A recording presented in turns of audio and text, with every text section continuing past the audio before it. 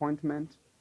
He's been singing of Nairobi working, and indeed, the transfer of functions to the national government is a clear sign that the governor is a born incompetent governor, a governor who cannot deliver services to the citizens of Nairobi. So Nairobi is at a great loss, and we are mourning, deeply mourning, we are grieving the transfer of functions from the county government to the national government. We are mourning the fact that the government has disappointed Nairobians. When you go to Mama Lucy Hospital, you get a death trap in the name of a hospital. No drugs within the hospital. There's a lot of negligent activities occurring at Mama Lucy.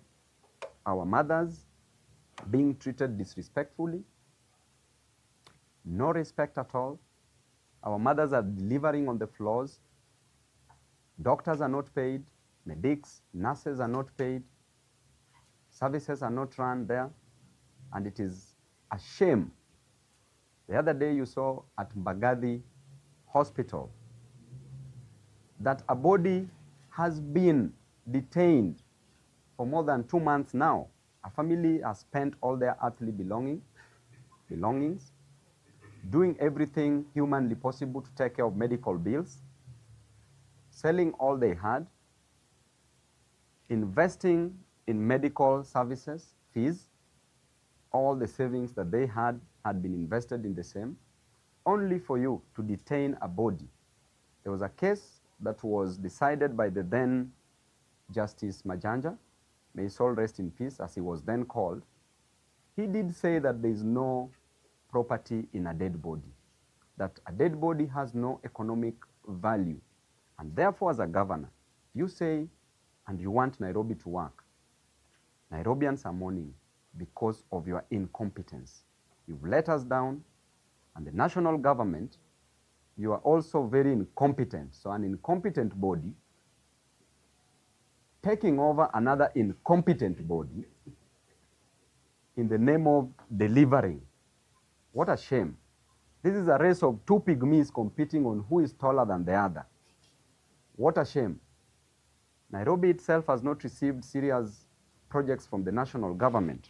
Then the national government is coming in the name of delivering Nairobians from the bondage of incompetence, from the graveyard of corruption, from the cemetery of confusion. And clearly, this is a sham. Governor Sakaja has reduced himself because right now he's going to work under the county government, under the national government of Kenya, which means that all his roles have been waived. He has transferred all his responsibilities to the national government. So we condemn this act, and I know that there's nothing new that is going to happen. Transfer of a function like roads, transfer of functions like water, street lighting, and garbage collection. This is just going to be new corruption. First of all, the national government should explain to Nairobians where the on-source revenue is for Nairobi. The governor did transfer these functions the first few months he got into his office, because the governor only has a right to view only the servers, where the on-source revenue is collected. And I will come back here with the dossier where the on-source revenue is collected at interior office. I have all that. There was a recommendation that the governor ought to have been prosecuted. He's being protected by the higher powers. And Nairobi can run itself. Nairobi is not that incompetent. It is a shame that the governor says that he's a governor by birth, yet destroying the same very place that he was born in, leaving it a worse place than he found it. But there's hope for Nairobians.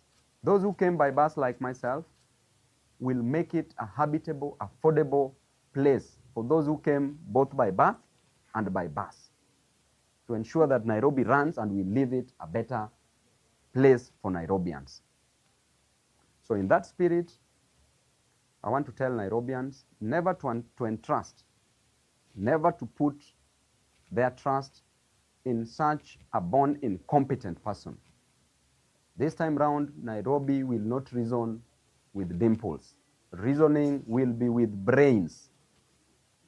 It will be brains versus Dimples. It's upon you to choose what will salvage you from the shackles of unemployment within Nairobi and get a clean, better, motorable city. A city under the sun, as we are proud of it. Therefore, I will invite questions from members of the press.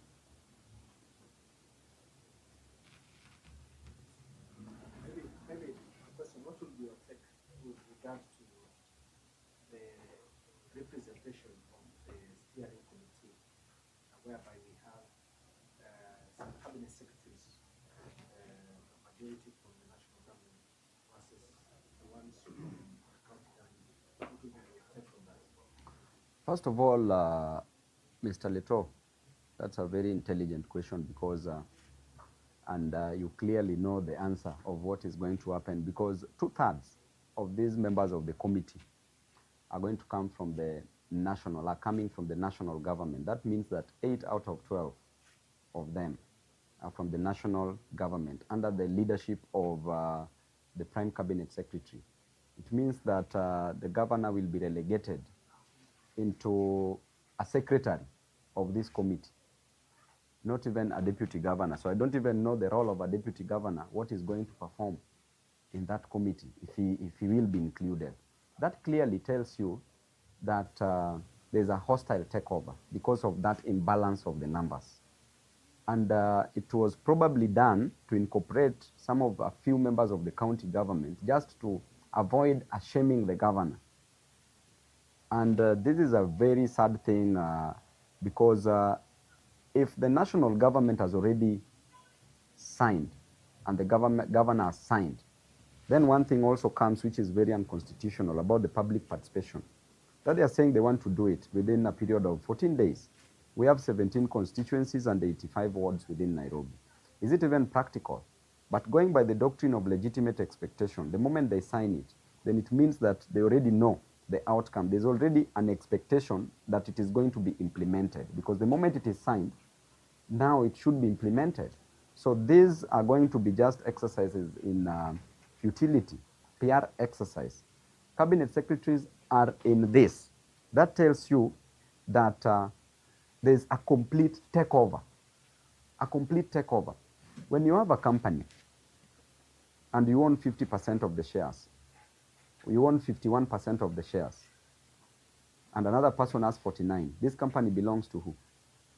To the 51%, correct? And that is why we were fighting that Safaricom ought not to have been sold, should not be sold.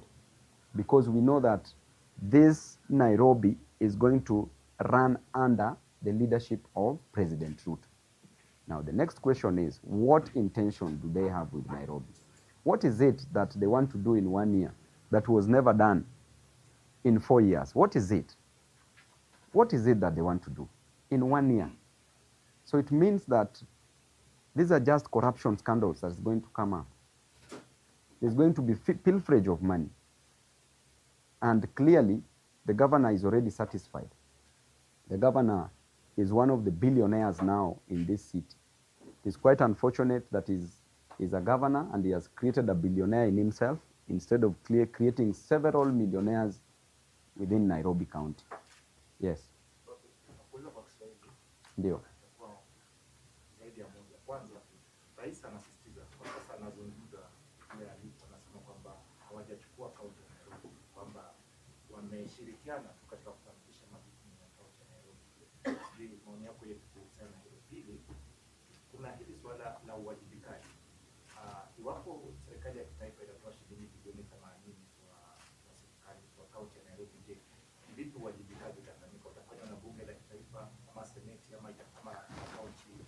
it becomes a problem if I... Yes. Unahisi kwamba gavana Sakaja amefeli katika kutia saini mkataba huu na inadhihirika kwamba amefelisha wakazi wa Kenya? Jambo la kwanza, in the spirit of devolution, tunaambiwa ya kwamba hii mambo ya devolution rais mwenyewe anaiua, kwa sababu Nairobi as a capital city that controls a very large percentage of our economy. The president is now assuming the roles of a governor. So we have a president of the Republic of Kenya in Ruto. Then we have a governor of Nairobi, now is President Ruto, not Sakaja. That clearly tells you that the spirit of devolution has been destroyed. So therefore the next question is, nani anafaa keep checks and balances in terms of even auditing ya county? Because now it is partly the function inafaa iwe ya Senate, but now kuna national government that comes in. So which committees should they be subjected to within Parliament? That is the National Assembly and the Senate. So there's a lot of confusion, and that is why I'm telling you, in a scandal where these people wanataka wakule pesa za wana Nairobi, kwa sababu hawataki hata wawe audited. There's no auditing. Jambo nyingine, president anasema ya kwamba, anasema hajachukua Nairobi. The moment aliita governor, wakakubaliana na wakaforma committee. Hii ni a new NMS. So kusema anataka kuweka 80 billion is neither here nor there. Kwa sababu the county government of Nairobi in itself iko na debt ya close to around approximately 121 billion Kenya shillings ya pending bills. These pending bills, you remember we were told that national government was supposed to pay it because NMS are the ones who did this. But they did it on behalf of the county, which means that the county also ought to have come in because these were functions of the county government. So this clearly tells you that if 121 billion cannot be paid, are they going to avail the 80 billion to do this job? And up to now, the last 4 years, 80 billion was not availed for Nairobians to do something. Are they going to work on it? Let me tell you, problem like water challenge, the national government, together with the county government, needs a total of only 100 billion Kenya shillings. And every Nairobian will receive water on a daily basis from Monday to Sunday by constructing more dams, around 2 to 3 dams. We only need close to around 100 billion. And we solve this water challenge permanently. And that 100 billion can come from the county government and the national government. County government alone, according to the recent World Bank report, clearly states that county government should be having an on-source revenue of close to around 67 billion Kenya shillings. Out of that, 37 billion is coming from these billboards and the billboards advertisement, sorry. So 37 billion. So which means that if a governor is competent enough, should be collecting 67 billion. Then with an additional of approximately over 20 billion from the national government, that's 87 billion Kenya shillings. But what do we always declare? We have a budget of 43 billion Kenya shillings annually. The governor has never reached even a collection. We've never implemented this budget fully because every time the government is boasting of having collected 12 billion, that is what he declares. Meanwhile, he has only a right of viewing only. So it means that the fact that he agreed that he should be viewing means that there's money that he gets from the back door. Okay? So this Nairobi is a graveyard of corruption. All these things which are being introduced is just about corruption. We've been told these things severally. We've been told that jobs will be given to the youth. We've been told that a mama mboga will graduate from selling a mboga to owning a supermarket. We've been told that a boda boda rider will graduate from having a boda boda to having matatus. We've never seen these things happening. Now you are being told again that 80 billion will be availed for Nairobians. Meanwhile, in only one financial year, Nairobi should be run on 87 billion Kenya shillings. So that is even an understatement, which means that they are collecting so much money that they are not declaring. The other day, the Auditor General was complaining Audit report was showing that the county government of Nairobi, they, through the controller of budget, approved funding to the county government of Nairobi, and these funds disappeared. Actually, they're even using private companies to siphon these monies. 150 million disappeared. I hope you saw that. It was everywhere. So what does that tell you about the state of our county? So what was your last question? Okay. Yeah, one question then. Yes. You've expressed your dissatisfaction with both the national and the county Yes. Government in Yes. terms of governance. Yes. What would be the solution for the remaining 1 year for the election? What do you prescribe?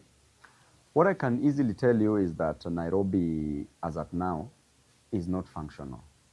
What couldn't be done in 4 years cannot be done in 1 year. There's a reason why we are elected in office for 5 years, so that you prorate and you use your budget. Nairobi is run on a budget, and there's an on-source revenue together with the national government revenue that we receive. And if we've never implemented this budget to its full, then there's nothing to expect. There's no miracle to expect. The only thing that we want is that Nairobians should change the leadership of Nairobi, so that when we come in, we deliver these services. As a member of National Assembly, you've seen my great work at Embakasi's constituency.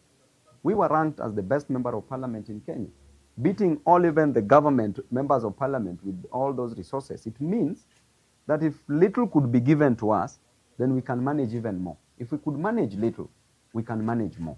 And we just want an opportunity where we can help majority of Nairobians get services. We want to create an enabling environment for even Nairobians to do business. This idea of making these licenses too expensive, exorbitant, for no reason. You are even getting little revenue. When you go by the demand and supply curve, you'll get little revenue, because when you put the values to be so high for licenses, then it means the demand will be low. People will be starting their own businesses without even taking licenses. But when the prices are low, the demand will be so high. So Nairobi needs brains, not dimples. Yes, Mudoka. Okay. Are you aware of any discussions to challenge this court? You support the petition by the stop this support? Of course, there should be no illegality in running a government, a county government, a national government. This is an illegality. An illegality has been committed. So definitely I would support any petition that is taken before any competent court of law, so that Nairobians can be given what rightfully belongs to them. Nairobi has money because governor has been collecting money. Where is this money going to? He's only celebrating that I've served now 60 million plates. Honestly, do we want to, what is happening with this Nairobi? Eh? As we feed the stomach, we need to feed the brains, because we need to feed the governor's brains, because he's confused. So we are not fighting the school feeding program, but we will do it in a better way, where no parent will even give 5 shillings, because that 5 shillings in a year for the total parents, kids in the school amounts to approximately 200 million per year. Where does that money go to? The French money. French government, money from the French government. Where does it go to? Over 150 million Kenya shillings. The 4 billion that was set aside for it. So we look at what is happening, honestly. Leto, with 4 billion, how many jobs can you create in Nairobi? To be honest. I'm sure we agree there are challenges in Nairobi, very unique challenges. And one would want to know what would have been the solution, not the cooperation between national government and the county government. Is it impeachment? Is it designation? Or what ought to have been done? First of all, there are no unique challenges in Nairobi. That is just a creation from a culture that we come from, that Nairobi has unique. Nairobi has no unique challenges. When a road is a unique challenge, preparing a road, building a road, is it a unique lease? So you can just say, I'm a governor, you wake up, you dream, you say that this road is bad, make this road. Is that unique? You say that garbage iko pale, ukienda pale City Market, there's garbage everywhere. You say, garbage, I want it to be cleaned. Is that a unique challenge? Sweeping and collecting garbage. Is it a unique challenge, Leto? Yani you say, I want to create jobs for Nairobians. Is it unique? To be honest. He's the greatest cartel because this is the man who has stolen money meant for Nairobians. And you know, you've seen all this. The DCI at one particular point had recommended that this person was supposed to be arrested. Actually, the file is with the DPP. I don't know why the DPP is sitting on this file. Let me tell you, my brother. Nairobi, the problem is the governor. Me as Babu Owino, if I want to finish even 100 cartels at a go, I've been elected as a governor. You have the people, you have the instruments of power, and then you have the will, the passion, and the energy to change lives of Nairobians. If I give you a job as a cartel, nikakwambia collect takataka, legally done, and you don't do it, you want money to be paid hewa, sintakuhamisha Nairobi. I will just come to your house and tell you, do our work as Nairobians, ama uhame Nairobi. Bwana, the moment you have the instruments of power and you have the people, who is the, kana cartel shtua you? Bwana cartel atarudi ataishi huko kwa mshtuni. This is just jokes because these cartels are the ones who are funding the governor. The moment you are funded by these cartels, the moment these cartels, when he got into office, these cartels gave him around 3 Range Rovers. You already have Range Rovers, you are now excited, you are smiling like Kibaki on a 40 bob coin. So, guys, bwana, let us not joke around, bwana. Nairobi needs serious leadership. Serious leadership. You are given Range Rover. How will you deal with these cartels? You are the one who's eating money. You are the bigger cartel. Bwana, these cartels, I can finish them in 1 week. 1 week and there will be no cartel in Nairobi. This work does not need jokes. It needs serious people. Away from Nairobi, I know there are demonstrations or rather protests by our opposition, united opposition on Friday because of IG culture.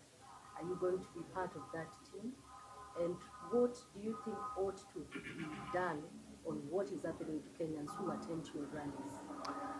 It's very important to learn from history and note that even the current president of the Republic of Kenya, at one particular point, he was in opposition. And by the time that they were being tear-gassed and lives were lost, clearly he should learn something from it because he should not serve us with the same medicine. And I'm so disappointed with the governments of the day, the regimes that are coming in, because we have rights that needs to be protected. We've come from very far. Right to picket, enshrined in the Constitution. A right to speak. Freedom of speech is the oxygen of democracy, Liz. So, by the end of the day, why do you want to tear gas your opponents? It is only fear that can make you tear gas them. Otherwise, if you are confident that you are going to win, then why don't you let your opponents also do their stuff? Why do you tear gas people in a church? Why do you kill? We went to Kajiado, Kitengela, a very peaceful rally, then police starts rioting just next to us. Starts throwing tear gas everywhere. Is that not rioting? And then killing a person, an innocent Kenyan, whose only mistake was to come and listen to the solutions that we were giving, whose only mistake is to protest against high cost of living, whose only mistake is to protest against unemployment, whose only mistake is that he doesn't have money to pay fees for his kids, to pay rent and to buy food. And then that person, you send him to his grave. Honestly, what are we trying to do? Kanja should resign. Actually, kazi yake imeisha. Atoke kwa ofisi very fast. This is a man who should leave office.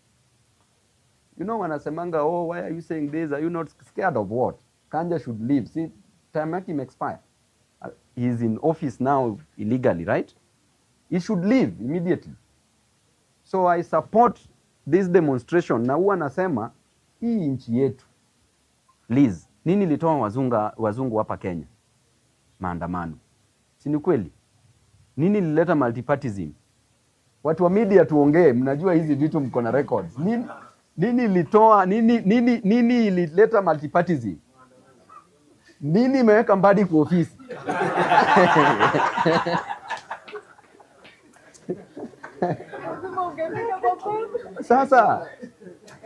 Sasa hata Ruto mwenyewe alienda maandamano, si ni kweli? So mambo yangu naenda kupanga. Of course mimi ni king of maandamano, my brother. Hakuna maandamano yote yenye imewahi fanyika hii Nairobi yenye sijawahi organize. So which means I'm always at the forefront. Si ndio? I'm always the organizer. Which party are you likely to run on now that I think that is tomorrow's problem. We will solve it tomorrow. Today's problem is talk about Nairobi County and maandamano. Yeah. Kuna kitu jana gavana kwenye hotuba yake alimention, akasema kwamba the last time such a document was signed, and you know whom he was referring to. Yeah, there's a very important question here. Yes. So in his speech he said the last time such a document was signed, of course you know alikuwa na refer kwa nani, lakini yeye jana anasema walikunywa chai wakazungumza wakajadiliana. Unafikiri labda alikuwa chini ya himaya ya ushauri wa mtu fulani ambayo hakuwa na option? Njia pekee ilikuwa ni wakubaliane waeke huo mkataba.